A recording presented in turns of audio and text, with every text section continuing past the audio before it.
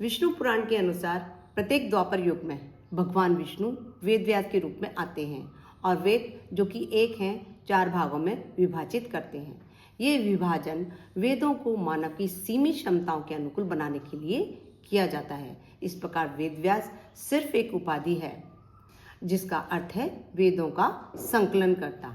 वर्तमान युग में वेद व्यास हैं कृष्ण द्वैपायन बादरायण, जिन्होंने वेदों को रोचक, ज्ञानवर्धक और सरलतम रूप में आम जनसाधारण के लिए प्रस्तुत किया। आज हम ऋग्वेद के सूक्त 37 के बारे में जानेंगे। नमस्कार सभी को। सूक्त 37 से पूर्व आप मेरे चैनल को सब्सक्राइब कर लें, साथ ही बेल आइकन भी दबा दें ताकि नई वीडियो आपको आराम से मिलती रहे। और अपने कमेंट भी जरूर दीजिएगा, आपके कमेंट मुझे मोटिवेट करते हैं। साथ ही सुधार की आवश्यकता हो तो मैं उनमें कुछ सुधार भी कर सकूं। हे कण्व गोत्रीय ऋषियों, क्रीड़ा युक्त बल संपन्न अहिंसक वृत्तियों वाले मरुदगण रथ पर शोभायमान हैं। आप उनके निमित्त स्तुतिगान करें।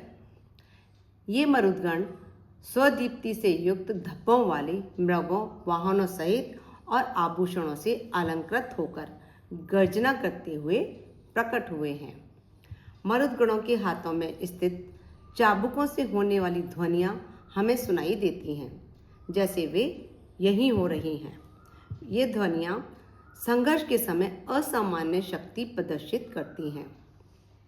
हे याचकों, आप बल बढ़ाने वाले शत्रुनाशक दीप्तिमान मरुदगणों की सामर्थ्य और यश का मंत्रों से विशिष्ट गान करें। हे याचकों, आप किरणों द्वारा संचरित दिव्य रसों का पर्याप्त सेवन कर बलिष्ठ हुए उन मरुदगणों के अविनाशी बल की प्रशंसा करें। धूलोक और भूलोक में कंपित करने वाले हे मरुतों, आप में बलिष्ठ कौन है जो सदा वृक्ष के अग्रभाग को हिलाने के समान शत्रुओं को प्रकंपित कर दे।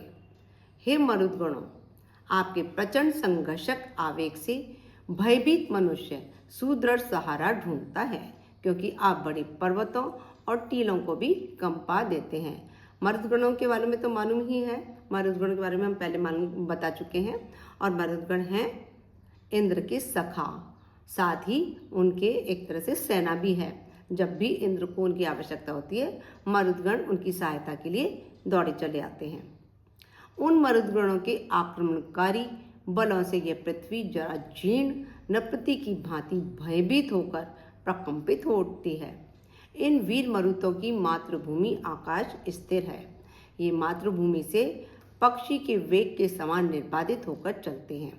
उनका बल दुगना होकर व्याप्त होता है। शब्दनाद करने वाले मरुतों ने यथार्थ जलों को निःसृत किया।